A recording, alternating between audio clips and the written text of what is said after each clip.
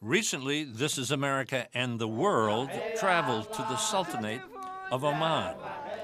Oman, which has developed into a vibrant and progressive country in just the past 40 years, has attracted little attention from the Western media.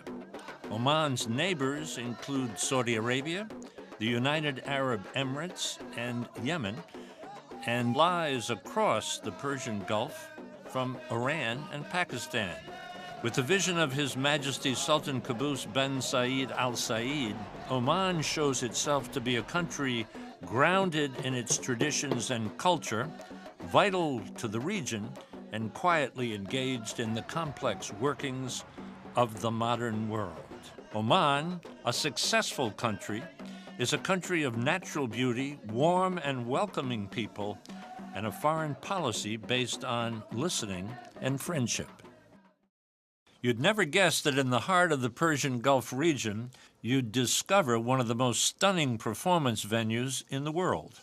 The country of Oman is home to this jewel of architecture, design, and the arts. The Royal Opera House Muscat, that's the capital city, is unlike anything you've ever seen or experienced. From its commanding exterior to the very smallest features inside, the vision of His Majesty Sultan Qaboos is very clear and truly unforgettable. This performing arts center for the Omani people is an astonishing story unto itself. Like the country, Oman's Royal Opera House is a wonderful example of modern life and the Arab culture in harmony. This Is America is brought to you by the National Education Association, the nation's largest advocate for children and public education. The Republic of Kazakhstan in the heart of Eurasia, a rich history, a culture of hospitality, and a future of development and growth. The U.S.-China Education Trust and the F.Y. Chang Foundation. The League of Arab States, representing 350 million people in 22 member countries. The Rotendaro Family Trust. The Embassy Series, uniting people through musical diplomacy, presenting international artists in diplomatic settings. To learn about the short history of the Royal Opera House Muscat, we spoke with Hamid Ghazali. He's the project director who oversaw the construction of the building. His love of the Opera House and his enthusiasm for its beauty and design underscore his very personal connection. He begins our conversation by offering a brief timeline from the initial vision of His Majesty the Sultan to the grand opening in 2011. A lot of elements reflect and echoes the traditional designs that comes from Oman, from the Islamic culture, Islamic architecture, from historic designs that were in the Mamluk eras, in the Mongolian era, and so forth. There's a lot of combination of works: the Mashrabiya design, the carving design works, the stenciling work that is there on the design element, on the panels, on the marble. We have a continuity of design pattern that is replicated in the floors, on the walls, in the ceiling. This design is continuous everywhere. It's like a bloodline that flows in all the building. It's all tied up together as one coherent design that flows in the building. It's basically a timeless design, if I might say. The reason why I'm saying that, because we are replicating some designs from the past with some of the contemporary design of the present, which evolves also for something that would be something of the future. That's why we call it a timeless design. It's a combination of all. It's mainly as an opera, but it's a multi-purpose venue. It can hold, of course, theater and operatic functions, shows, and it can hold concert shows. It is two in one, because this auditorium that we're sitting on the stage, this stage moves. It is a mobile stage. This is basically, we are under right now This is called the orchestra shell. It's a shell that is weighing 500 tons, and it moves back and forth. How many seats for like a concert? How many seats for a play? Is it different? So maximum of configuration is 1100 and minimum of 840. 840. Yeah. And I notice in back of me is this huge organ. Yeah. Now, what happens? Where does it go someplace, or? The orchestra shell itself is 500 tons. The organ is 50 tons, and it is suspended with the shell. So when the whole thing moves, automated on rails, moves back all the way, approximately 55 feet, all the way back. Oh, so that all goes back. The whole thing, with a push of a button, everything moves at 1.5 meters per second. It goes all the way back. So what replaces it? When this goes out, the stage comes out. Oh, the stage is there? Yes, there's a stage here. Does it raise, or is Yes, it there? Oh, we it's have there. 3 lifts. Oh. We have 3 lifts that are here. All of them go up and down. They can take certain seat wagons. We have, that's why it goes from 1100 to 850 or 840. This 250 or 260 seats, they hide below the floor of the auditorium. If we were a member of the audience, we would come in, buy our tickets, come into a concert or opera or ballet, whatever, and sit in one of the seats.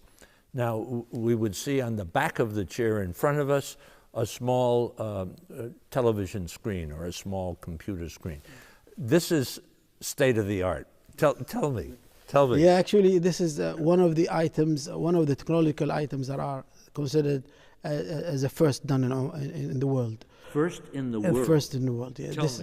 This screen is basically an interactive screen that is put behind each seat. So each audience member have the pleasure of utilizing this screen for his own purpose without being shared with anybody else. This screen can be used to read the subtitle as a translation of the venue.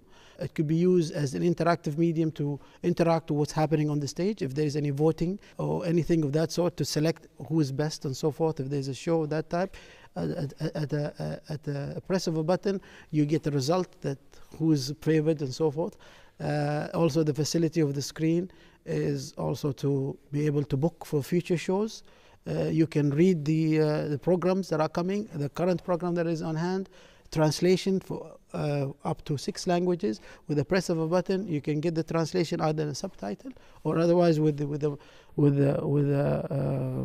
headphone, which is plugged into the seat, and you can select the translation if there's a conference in the theater. So you drive by, just going to your home or shopping or to the festival. What do you think when you look at it? What's in your mind? What are you thinking? We finished this building 2 years ago, and every time I pass by, it brings pleasure to my heart. It's a beautiful. I don't know if you've seen it at night.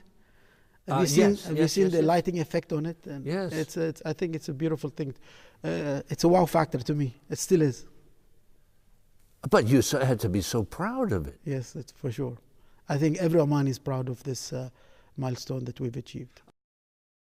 His Highness Saeed Kemal bin Fahad Al Saeed is Assistant Secretary General for the Cabinet of the Deputy Prime Minister of the Council of Ministers and a member of the Board of Directors of the Royal Opera House, Muscat. We sat with His Highness in one of the beautiful boxes within the Opera House itself and talked about how he sees the Royal Opera House as a cultural hub for the performing arts in Oman and in the Gulf region, and also as the center for preserving the musical culture of Oman. The Royal Opera House has been introduced as a cultural hub. And it's very important to know that we are not importing Western culture, but it's a gateway to introduce cultures from all over the world. And an opera house of this size, of this magnitude, is the first of its kind in the region. And these art forms, such as opera, ballet, are very new art forms to the country, and they have had huge receptions from the Omani publics and the people in the region. His Majesty's belief is that the people of Oman are the instrument and means for the development of the country. And it's through continuous investments in the people that you will create a sense of well-being with the citizens, and also you will strengthen the pillar of modern state. And by creating this Royal Opera House, he has created a cultural hub. He has created a center of excellence, a center of dialogue in the arts. But most importantly, if we look at the statistics, in most societies around the world, youngsters between the age of 16 and 26 have never been to an arts institution, have never been to an opera, have never been to a ballet. And I think His Majesty wants to ensure that the youth of this country gets exposed to this at an early stage, also to inspire them and inspire local Omani arts in the region. So it's an educational effort, is it? It is a big educational effort, and we have plans for education and outreach. And we are at the moment developing strategies how to reach to the schools, how to reach to the children, how to introduce arts to them, how to make it interesting, how to match it to what they're demanding. You know, a lot of the world is going towards movies and cinemas and TVs, and we're trying to bring back the culture because at the end of the day, when you come to an institution like this, it's not just watching an opera show, it's not just enjoying a ballet. You also get to know about the country, you get to know about the company, you get to know about the history, about the producer, why has this been produced, what is the story behind it. So every show, every performance we attend is an education. What seems to have resonated with the people? What seems to be the most popular? Opera. Opera. Opera has... Why do you think? Why do you think? That's an interesting question. I think the beauty about opera is it's a musical, but at the same time done on the highest level with the most prestigious artists, with the most renowned voices. I think the stories behind them. A lot of people have been exposed to maybe the stories during their school years or during their travels abroad, and now it's brought to them here, you know, 5 minutes away from their house. So I think everyone connected to that. So opera has had huge audience, sold out tickets. And I think in second place would be ballet. Ballet is very, very popular. So would you say the Omani people are very musical? Absolutely. We have long history of folklore, long history of dance in the country. And this is a very interesting question you brought up, because this is something as an opera house we're trying to preserve. We're trying to preserve the Omani dances, the traditional dances, the folklore, because right now this is passed down from generation to generation by word of mouth. And we are trying to document it as an opera house and really make sure that all these things, you know, stay in archives and are properly videotaped and are properly described and documented for our future generations to see. When our conversation is over and you say to yourself, oh, I wish I would have said that. What do you wish that you would have said that I haven't asked you as a question? I think I would have wished you asked me what am I most proud about. Yes. And I'm proud of many things when it comes to the Opera House. First of all, I'm proud how the vision of His Majesty came at a time where no one thought of establishing an opera house, so no one saw the use of an opera house, you know, in the region. And His Majesty's vision, you know, went 10 years ahead to today and saw the benefits it'll offer. I'm proud about how it's so important, and I stress this, that we have so much folklore and art in Oman, but it's not being documented. It's being passed down by word of mouth through families, and I'm proud that the Opera House is going to have a major role in documenting these roles, as well as with the help of other institutions, and really making sure that this stays for our future generations. I'm proud about how in the future we plan to develop Omani art and, you know, progress it forward. And I'm also proud how in our opening, as our opening season, you know, we had the production of Turandot, which was done 100% by the Royal Opera House. To have a production at the scale of Turandot, and with the success it got us in the time frame we had, it's very difficult to describe the amount of pressure and the amount of work we had to do, not only to bring Turandot, but to bring an extremely beautiful and powerful opening season, and we have done just that. And I hope we continue on the same level with the same quality of shows and same high standards, so that we always meet the demands and the needs of the people locally, regionally, and internationally. It's hard to believe that just in the first year and a half, the Royal Opera House has already presented such artists as Placido Domingo, Renee Fleming and Joshua Bell, and offered productions of Don Quixote, Carmen, and Swan Lake. Her Excellency, Dr. Rauya Al-Busaidi, is Oman's Minister of Higher Education and Chair of the Board of Directors for the Royal Opera House, Muscat. We spoke with the Minister about the variety of successful performances already hosted by the Royal Opera House, Muscat, and some of the challenges the Opera House will face in the future. The Opera House. What is an opera house doing in Oman? This opera house is a crowning achievement of a long cultural development plan which started in the early 70s, in the early days of the Renaissance. And 42 years later, we are very proud to have such a cultural icon established here in Oman. It has done a lot, I think, for supporting and consolidating Omani traditional arts, and will continue to do so in the coming days, and also help in the interaction of these Omani arts with international culture. His Majesty the Sultan is very committed to the arts, obviously, huh? He is. And this is his gift to the Omani people, especially to youth. It's a forum where Omani talent can be showcased. What's the biggest challenge you've faced? I think audience, building an audience and retaining it, but further than that, expanding the audience. We don't just want to attract people from the capital, but from the interior and other regions of Oman. We want to attract people from different age groups. We want to attract people from our neighboring countries and also the expatriates living here. And I think we've done well. But the other challenge, of course, is to maintain the high standards, to keep the high standards achieved in the launch season, which was, it had a stellar array of the best operas, the best musicians, the best ballet companies, and therefore it is quite a challenge keeping up those high standards. Have you got a sense so far in this year and a half of what the Omani people seem to like more than anything? I think operas, come first. They're always full houses and sold out shows, and then ballet, and then various Arabic and Omani shows, and then we come to jazz and modern dance, I think. We've also explored bringing to the Royal Opera House musicals.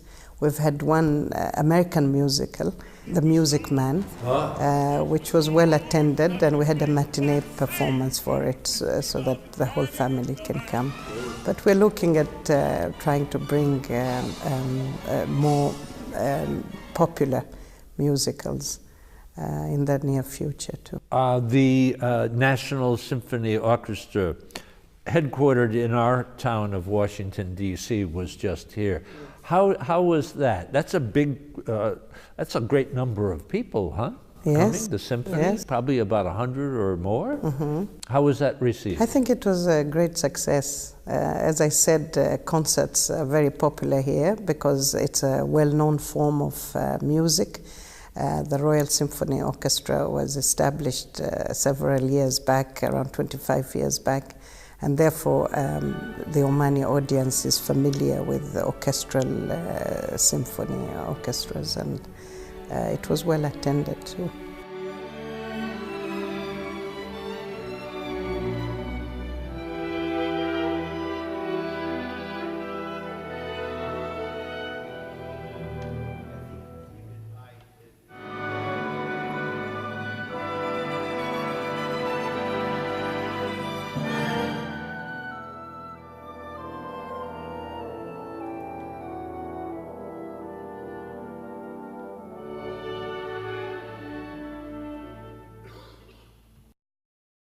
After studying at the University of Washington in Seattle and at UCLA, Dr. Nasser Al-Tayi was on faculty at the University of Tennessee.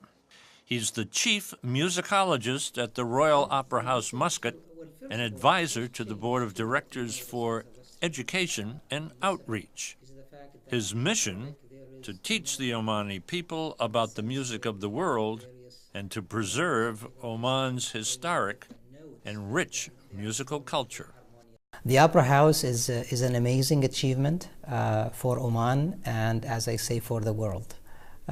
It's our gift to humanity. It's our contribution to this global dialogue of culture, between cultures, that in Oman it's a central policy for us to build and cement these kind of bridges. And we look at this monument as an amazing jewel from the architectural point of view, from the artistic, and also from setting on social policies. And we are so proud of this as an institution, despite it's only been a year and a half old. We have managed to carve a special place in history in terms of bringing to Oman the most celebrated and the most excellent part of performances from a variety of cultures. What role will the Opera House play as far as educating the Omani people about the arts, the performing arts? Well, this is our challenge: is to introduce a new cultural values to a place that has strong cultural values of their own.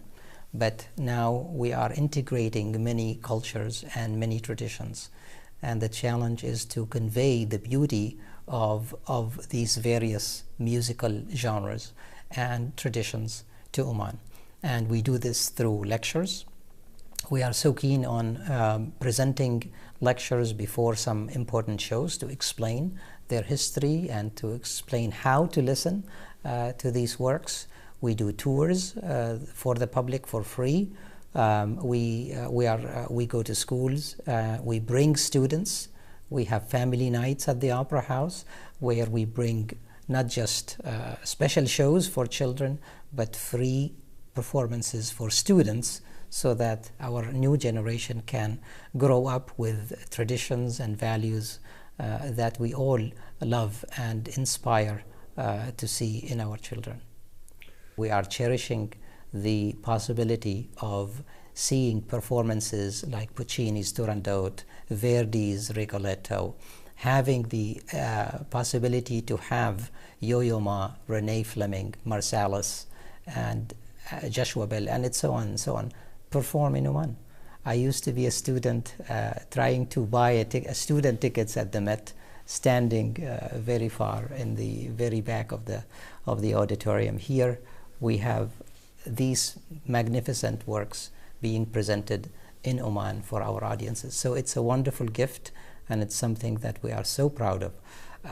One of the things I want to also highlight is how there were some amazing moments within these performances where the people were just in awe of the performance. And you could see our hall during these performances, the diversity of audience, Omanis, expats, Western workers, who all come in together and share one magnificent artistic celebration. So it's a wonderful place to bring people together. But there are also moments when music really takes center stage, and once the lights are dimmed, the music speaks to us personally. It does not know borders, and it does not recognize racial differences. It can just affect us in the same way and move us and bring us together. Those are the moments that we cherish, and we really are proud that there is a place now here in Muscat where these events are possible. Special thanks to the Embassy of the Sultanate of Oman in Washington. And in Oman, the Ministry of Information, the Public Authority for Radio and Television, Muscat Municipality, And extra special thanks to the Intercontinental Hotel in Muscat, Oman.